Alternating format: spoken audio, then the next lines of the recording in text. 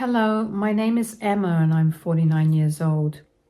A few months ago, my marriage of over 20 years came to an end and it ended horribly. I finally feel good enough to talk about it, and I thought I'd come on here and share my story with whoever is willing to listen. I met my now ex-husband David through a work event when I was around 25. We found each other in the crowd and ended up talking so much that we decided to meet again the next day. We continued to meet each other for meals or movies, and we quickly realized that we had developed deep feelings for each other. We dated for 5 years before we finally got married.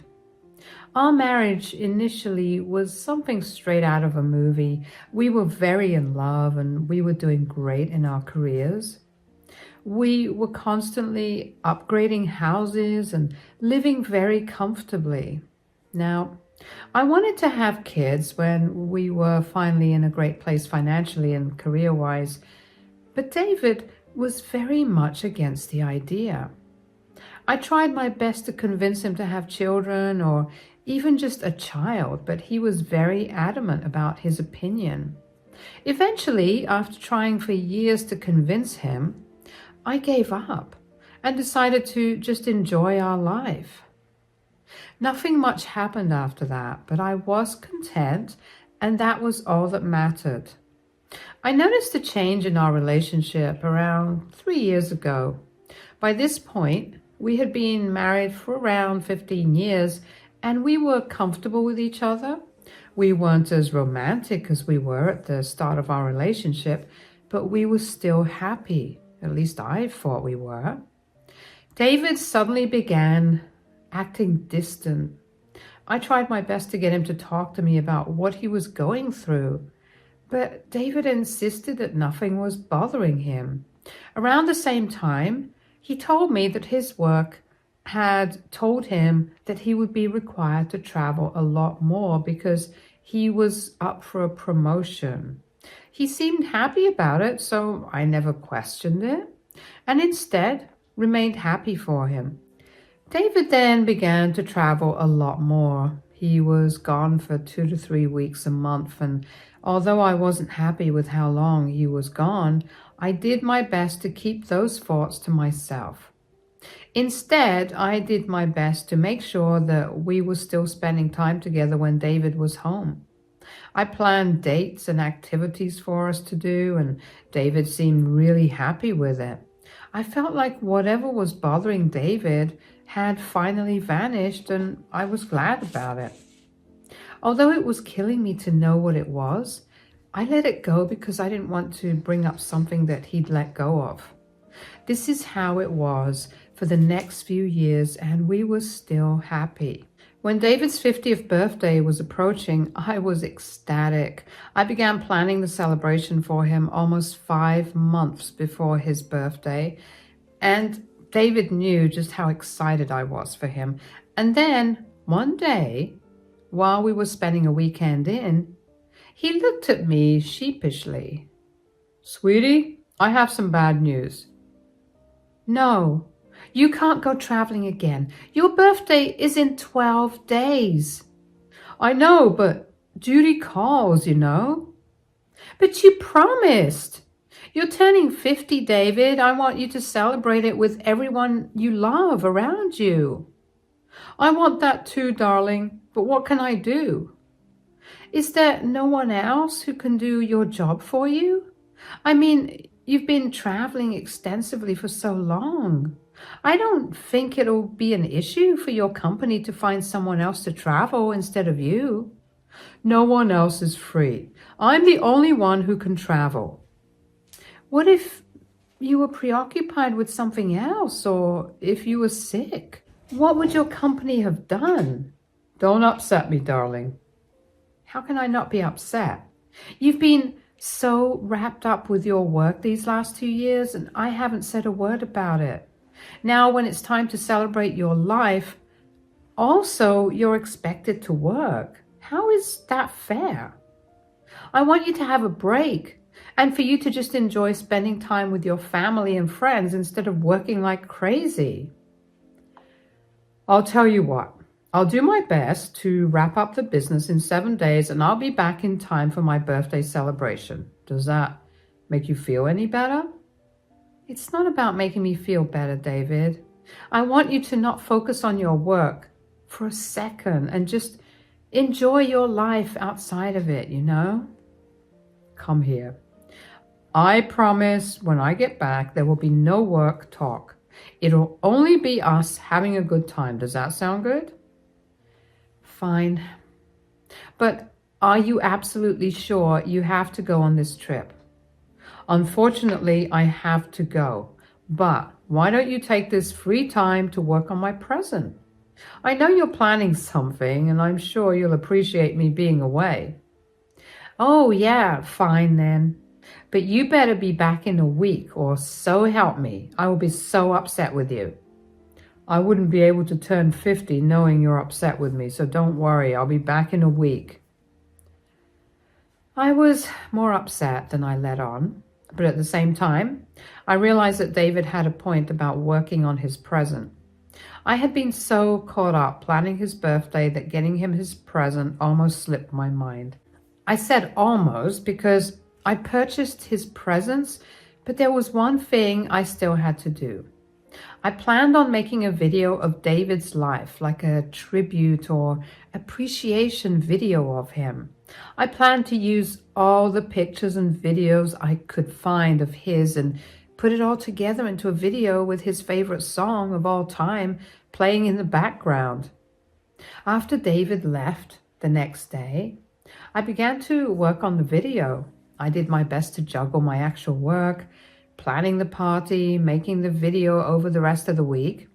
On the 5th day after David left, he texted me to tell me that he'd be coming home late in the afternoon the next day. I was happy that he was coming home earlier, but I was also panicking because I wasn't entirely done with his video. I was running short of a few childhood pictures of him, so I decided to go through his iPad because I knew he had them saved to his cloud. As I was scrolling through the albums, I happened to come across a hidden album that was password protected.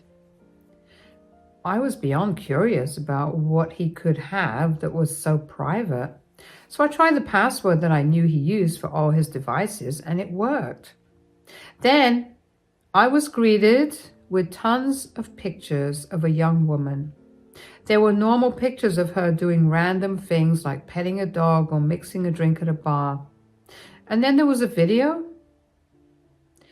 The video was of her giving birth, and David was standing next to her. He was the one filming and holding her hand. There was nothing explicit. It was only her face. But I immediately knew it was David from his voice and the fact that the woman was yelling out David's name. Even though I didn't want to believe it, I immediately knew that David was cheating on me.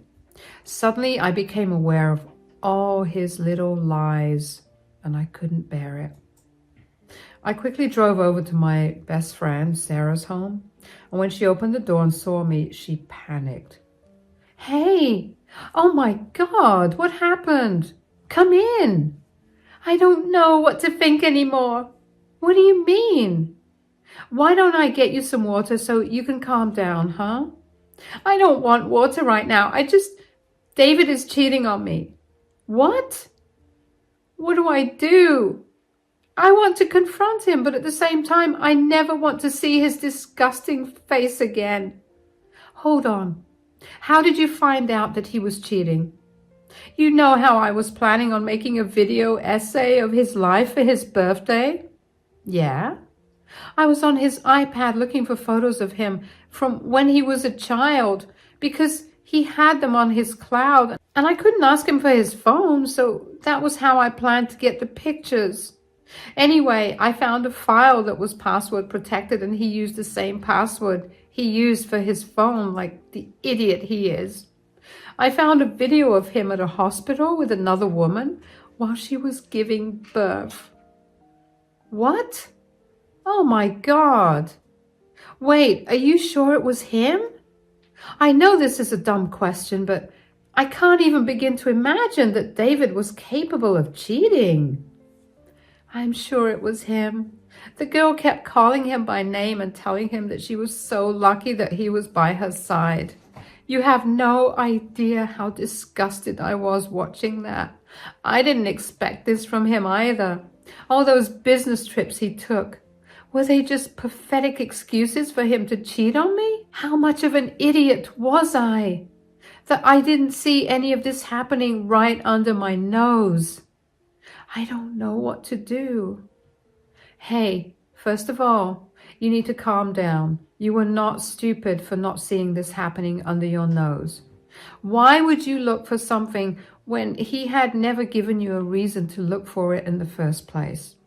We have no idea why he cheated, but what we can do is make him feel sorry for doing that to you. What are you saying? I should take revenge on him? Yeah.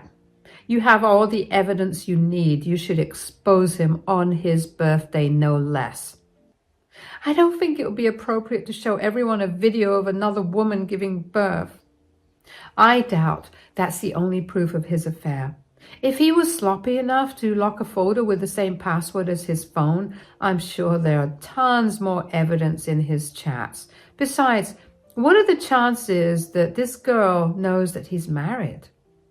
You think I should reach out to her? Do it if you feel like she doesn't know about you. If she knows about you, then telling her could ruin your chance at revenge. You're right. I'm going to make David regret ruining our marriage like this. That's my girl. You can stay here if you want. Tell David that I'm going through something and you're staying here with me as emotional support, or that I'm helping you with his present. Whatever you need to make him not suspect anything. All right. Thank you so much for having my back like this. Of course. If I don't have your back like this, am I really your best friend? I stayed the night with Sarah, who comforted me as much as she could. I somehow managed to fall asleep that night, and the next morning I rushed back home so I could get as much information as I could from David's iPad. I scoured through all the apps on the iPhone and found a few text messages between David and this woman, whose name was Allison. I managed to find her social media and I took screenshots of everything. I sent myself the video as well. Forget a tribute video. I was going to make an expose on David. After I found what I wanted to find, I quickly packed up a few of my things and debated which excuse would work best to tell David. I decided to tell him that I had to complete his birthday present because that worked better with him coming home earlier than I expected. When David came home, I felt my heart drop to my stomach. I wanted to throw up, but I tried my best to keep a neutral face on. I knew that I could not let David find out about what I knew. I had to act my best. I was still in our bedroom when he came back home, so he yelled out for me and I went downstairs to greet him as I would have normally. "Emma, I'm home." "Welcome home, darling." Oh, the trip was so tiring. And wait, why are your bags packed? Well, I'm still not done working on your birthday present and I need some privacy to work on it. But you asked me to come earlier so we could spend time together. I know, but I need to finish this present. I only have a few days and this is some tedious work. Are you okay? You seem a little off. Are you not happy that I came back a day early? No, I'm completely fine. I'm just panicking about how incomplete my present is. Darling, you know I'll love anything that you give me. You don't have to try so hard. Where are you going anyway, and how long are you going for? I'm going to Allison's. She's going to help me complete it, but don't worry. She'll let me take full credit. I'll be there till your birthday. I hope that's not a problem. No, that's great.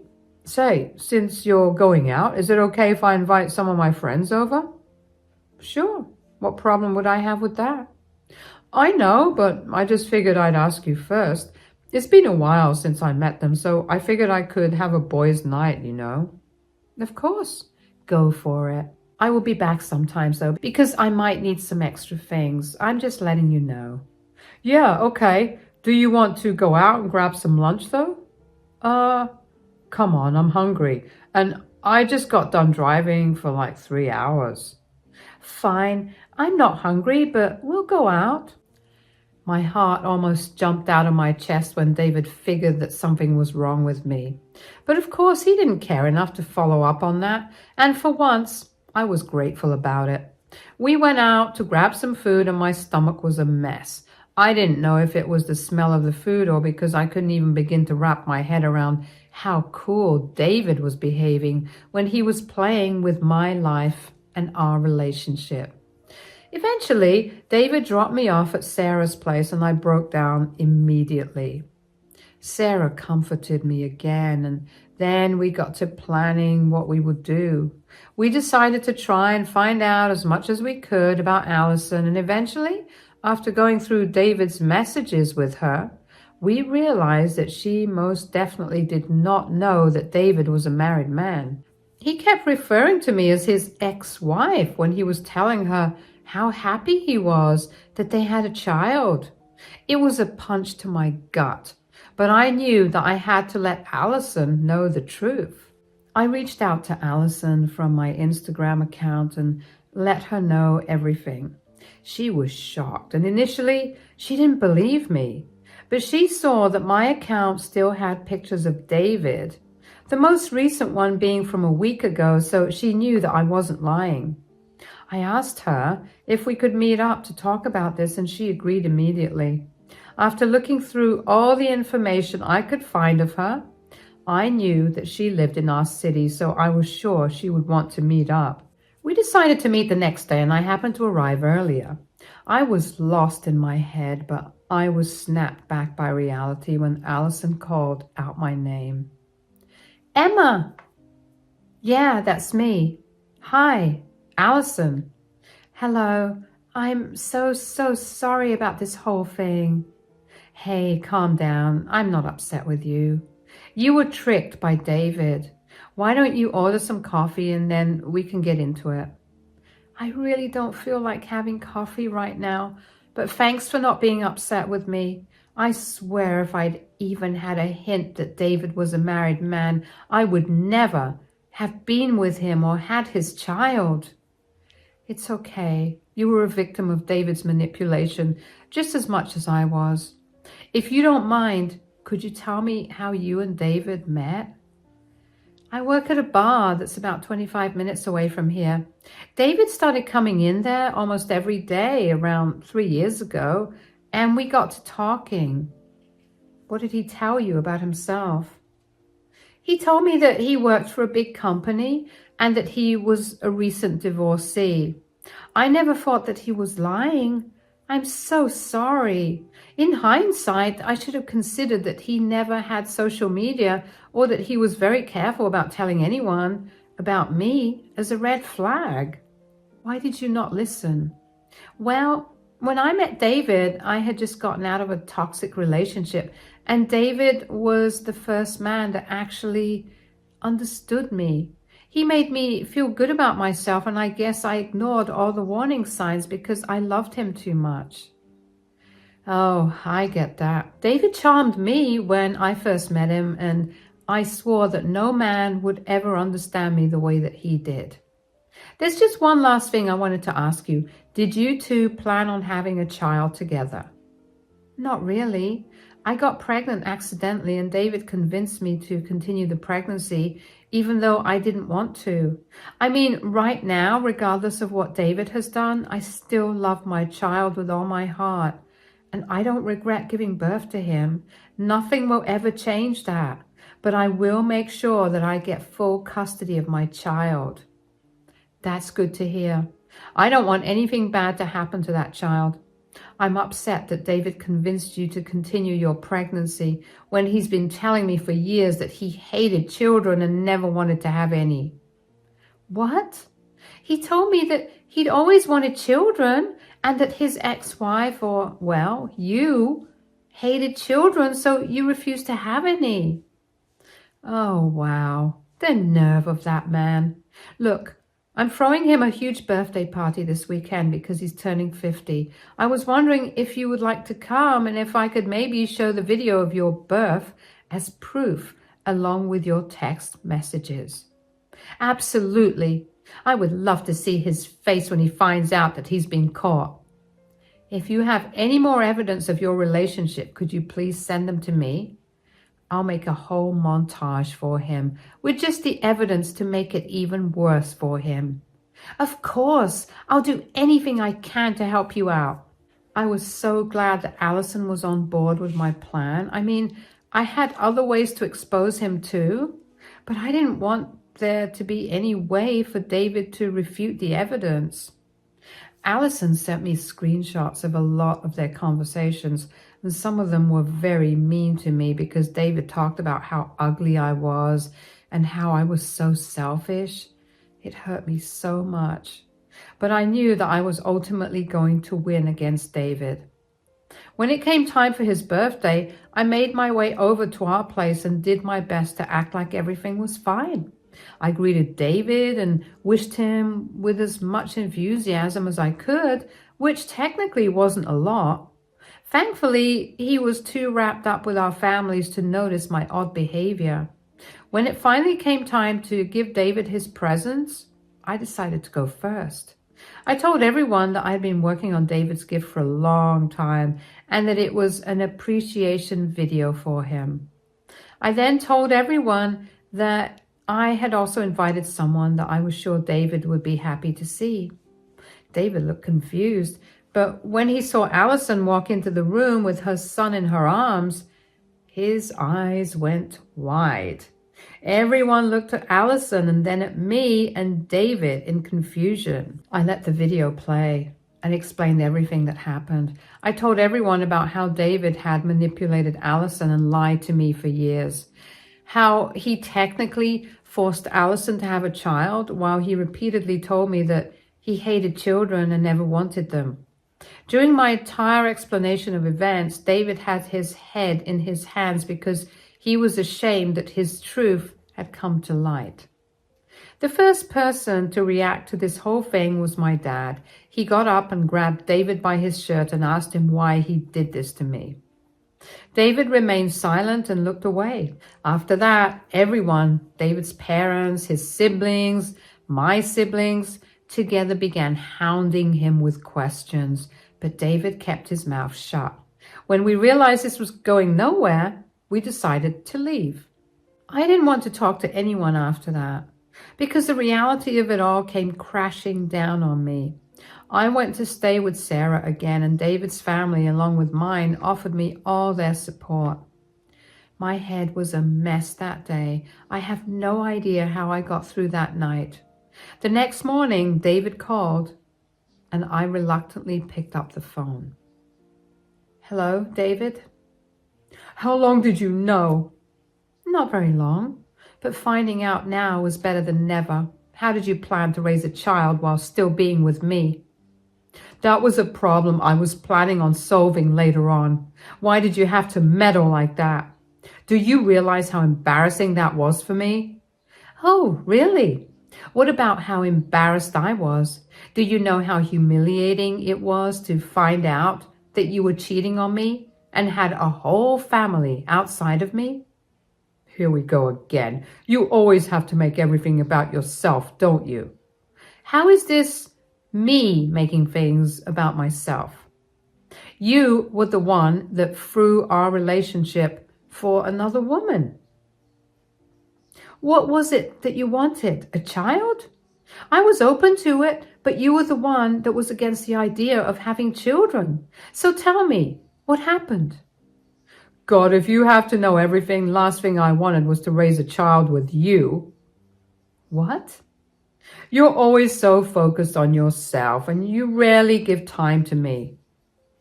When? When have I ever done that? I've been the one planning our dates and vacations since the start of our relationship. I'm the one that makes sure we're communicating properly when all you want to do is sweep all our issues under the rug. Don't blame your crappy behavior on me. And you refuse to accept your mistakes. Do you think I want my child growing up to be like you? Wow, you are a work of art, David. I'm glad we never had kids because this makes the separation so much easier and less painful. Whatever, Emma. I'm just glad that I'll be able to raise a child. Oh, hasn't Allison told you yet? Told me what?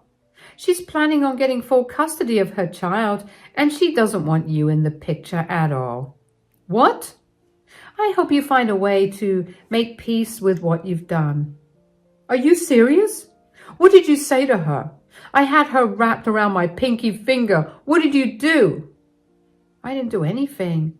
Unlike you, Allison has morals, and she was very unhappy that you lied to her about our relationship status. She doesn't like cheaters, so she doesn't want you to be a part of her or her son's life. Wasn't it enough that you embarrassed me in front of my family and friends? Did you have to go after the only thing that made me happy? David, our relationship was the only thing that made me happy, yet you had no problem destroying it. I see no reason why I shouldn't have destroyed everything that you loved. You're a monster. I'm not a monster at all. Stop projecting. I did everything I could to make sure that we remained happy, yet you cheated on me. This is only a small lesson for you to learn from. I hope you're happy now. Please do not contact me, and if you need to, you can contact me through my lawyer. Bye. I hung up on David before he could say anything more. I couldn't understand how he thought that I was the reason for his new reality. At first, I wondered if I acted too much on my anger, but the more I thought about it, the more I realized that I didn't even do anything that bad to him. And the more I thought about how I didn't do anything too bad to him, the more I wanted to hurt him some more.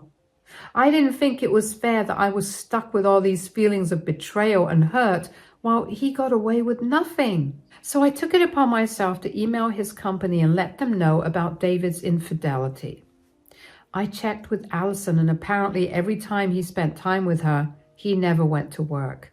That only made me think that he was taking leave off work to be with her, and I knew that he didn't have that many days that were paid leave. He must have been lying to his boss, and I was going to make sure he suffered for that. And I was right. He had apparently been telling his boss that his wife, that is me, had been suffering some health problems, and she needed to regularly take off so he could drive me to and from the hospital.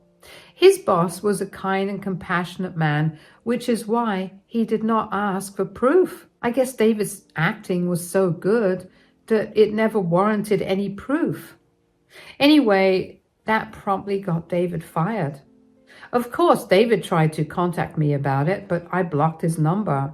He contacted my lawyer to tell me that he was going to sue me for defamation, but that was promptly thrown out the window because I had not said anything that was false, nor did I share proof that was not consented to by Allison. Since David lost his job, it became even easier for Allison to get full custody of her child. David barely managed to get visitation rights, and even that was under supervision. Allison told me that she planned to fight against his visitation rights again in a few years, and I was happy for her. As for my divorce with David, thankfully my lawyer was amazing, and he managed to get the divorce process faster than I expected. David tried his best to fight me on everything, but I was not going to let him take the majority of things.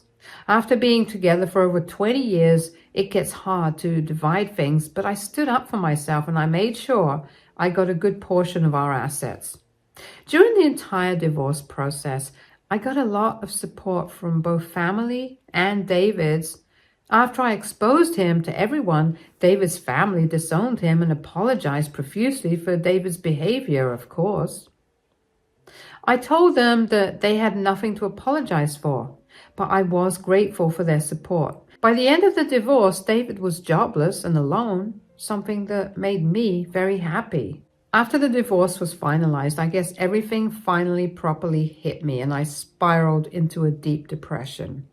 Thankfully, Sarah and my family were by my side and I managed to get through it. Allison and I don't keep in touch a lot, only because the memory of why we even know each other is a little too painful to bear, but I do know that she's in a much happier place. And her son is doing well. I don't know what's happening with David anymore, but I'm sure he's not doing so well, at least from what little reports his family have given me. It took me a few months to get back on my feet and start feeling like life was worth living again, but here I am.